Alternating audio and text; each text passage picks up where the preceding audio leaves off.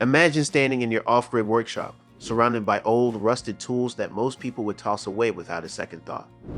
But here's the thing, those tools still have life left in them. With a little effort, patience, and the right techniques, they can be restored to full working condition, ready to serve your self-sufficient lifestyle. Off-grid living is all about resourcefulness, and fixing old tools isn't just about saving money. It's about sustainability, independence, and reviving craftsmanship that modern mass production has nearly erased. So let's roll up our sleeves and dive into the process of breathing new life into old tools. Assessing the condition. What's worth fixing? Not all tools are worth saving, so the first step is assessing whether an old tool is salvageable. Some tools, like handsaws, hammers, and chisels, are nearly indestructible and can almost always be restored. Others, like heavily rusted or bent wrenches, might take more effort than they're worth. Look for cracks in metal parts. Those are usually deal breakers. Wooden handles can be replaced and rust can be removed, but if a tool is warped beyond repair or has missing essential parts, it might be better repurposed but scrap. The key is to look past the surface level damage. Rust, grind, even chipped edges can be fixed. Holding the tool in your hands, feel its weight, its balance. If it still has structural integrity, it's worth restoring. The beauty of old tools is that they were built to last, unlike many of today's cheaply made alternatives. Removing rust, bringing metal back to life. Rust is the most common problem with old tools, but thankfully, it's also one of the easiest to fix. There are multiple ways to remove rust, depending on how deep it has set in. One of the simplest methods is soaking the tool in a solution of white vinegar and salt overnight. This acidic mix dissolves surface rust, making it easy to scrub off with a wire brush or steel wool. For heavier rust, electrolysis is a powerful option. By using a battery charger, a bucket of water, and washing soda, you can create a simple electrolysis bath that pulls rust right off metal surfaces without damaging the tool. It's almost like magic. After a few hours, the rust flakes away, revealing solid metal underneath.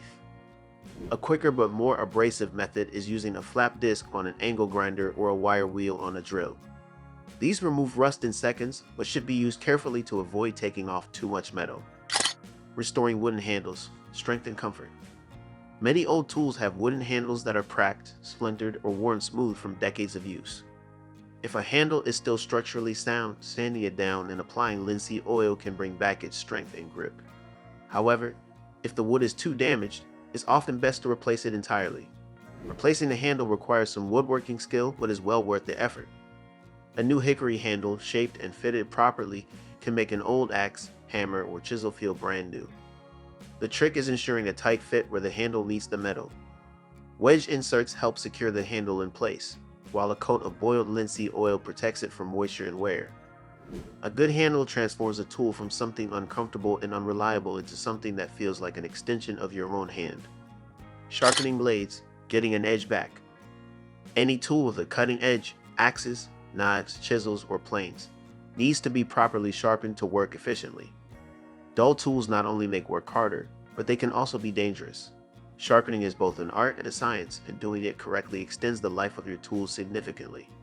For general sharpening, a good set of sharpening stones is invaluable. Start with a coarse stone to reshape the edge, then move to a medium grit for refining, and finally a fine stone or honing strop to polish the blade. If using a file, always maintain the correct angle, typically 25 to 30 degrees for axes, 15 to 20 degrees for knives, and precise flat bevels for chisels. For tools like saws, a dedicated saw file and a steady hand are essential for reshaping dull teeth. Many old saws found in barns or flea markets can be brought back to perfect working condition with just an hour or two of careful filing. Repairing joints, bolts, and moving parts. Many hand tools and mechanical tools have moving parts that seize up over time due to rust, dirt, and lack of lubrication. The first step is always to disassemble what you can. A stuck bolt or frozen hinge can often be freed using penetrating oil. Letting it soak for several hours or overnight makes a world of difference. If a bolt or screw is too corroded, replacing it with a high-quality steel alternative ensures long-term durability. Springs, washers, and pins can often be replaced or fabricated from salvaged materials. For tools with gears or complex moving parts, cleaning each component thoroughly before reassembly is key.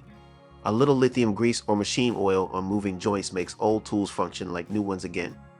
The difference between a stiff, unusable wrench And one that operates smoothly often comes down to just 20 minutes of cleaning and oiling, protecting and maintaining restored tools. Once a tool is fully restored, it's important to keep it in good condition so it doesn't fall back into disrepair. Metal parts should be lightly coated with oil after each use to prevent rust. A mixture of beeswax and linseed oil works wonders on wooden handles, keeping them from drying out and cracking. Storing tools in a dry place, preferably in a tool chest or hanging on a wall, minimizes exposure to moisture. For tools that will be used frequently, applying a light coat of paste wax on metal surfaces can provide extra protection. Regular sharpening, occasional oiling, and proper storage ensure that these old tools will continue working for decades. The satisfaction of giving old tools new life. Fixing an old tool isn't just about making something useful again. It's about preserving history, embracing sustainability, and developing hands-on skills that are increasingly rare.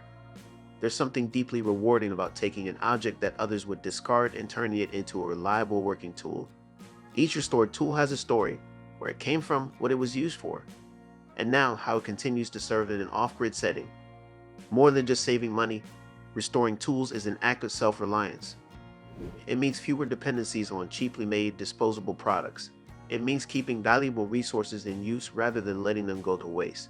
And perhaps most importantly, it means carrying forward knowledge and skills that previous generations relied upon but many today have forgotten. Repurposing old tools for new uses. Sometimes an old tool can't be fully restored to its original purpose, but that doesn't mean it's useless. Many off-grid enthusiasts and dyers have found creative ways to repurpose old tools into something entirely new. For example, an old broken shovel can be cut down and reshaped into a sturdy garden hoe.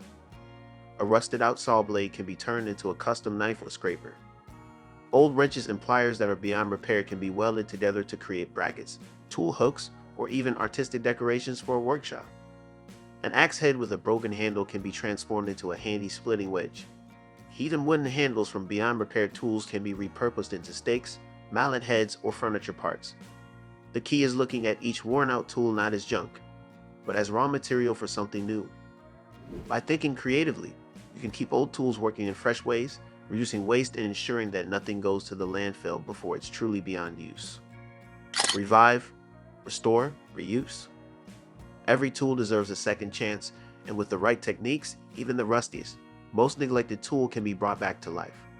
Whether you're restoring an old axe for chopping firewood, fixing up a vintage hand plane for woodworking, or bringing a dull saw back into action, the process is as rewarding as it is practical. So before you throw out that old tool, take a closer look. With a little effort, it might just become one of the most reliable tools in your off-grid arsenal. Have you ever restored an old tool? Let me know your experiences in the comments, and if you enjoyed this breakdown of tool restoration, don't forget to like and subscribe for more off-grid and DIY content. Keep building, keep fixing, and most importantly, keep creating your own path to self-sufficiency.